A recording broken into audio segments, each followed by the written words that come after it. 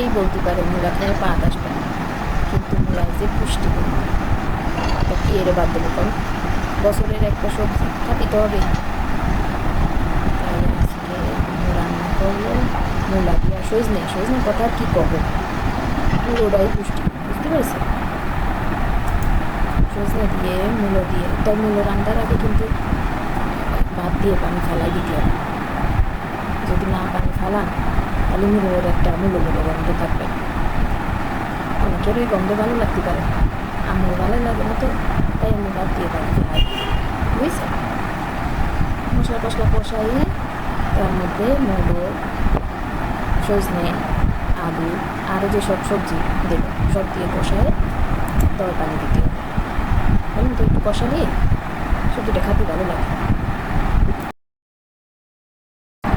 আচ্ছা, রান্নার মধ্যে আরেকটা কথা বলতেছি, আমি গ্রামের মানুষ তো ওইভাবে কথা বলতে পারি না, আপনারা আবার কিছু মনে করবেন না।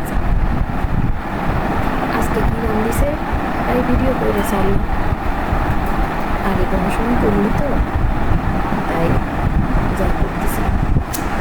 আপনারা যদি অ্যাপ্রিসিয়েট করেন তাহলে আমি আরও ভিডিও বানাবো, যদি কি আমি কী রাঁধতেছে না রাঁধতেছে, কী এড়ে রাঁধতেছে, কতটুকু মশলা দিচ্ছে আপনাদের সাথে শেয়ার করতে চাচ্ছি। আপনারা একটু অ্যাপ্রিসিয়েট করলে আরও আগাই যেতে পারবেন।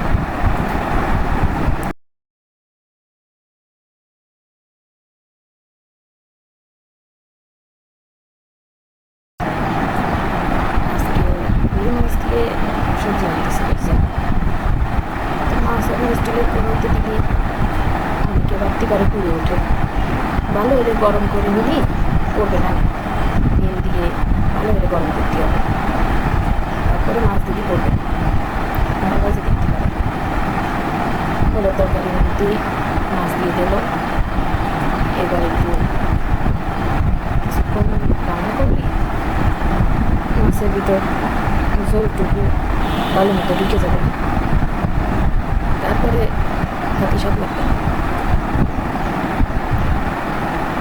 তো সব পদের সবজি দিয়ে মূলো দিয়ে সজনে দিয়ে এরকম করে আপনারা রাঁধতে পারেন, রাঁধে খেতে পারেন, বেশ স্বাদ। তাই দেখুন বেশ স্বাদ, স্বাদের পাশাপাশি পুষ্টিগুণ তো আছে, ও আর কি করবো তো আপনারা জানেন। আজকের মতো এ পর্যন্ত।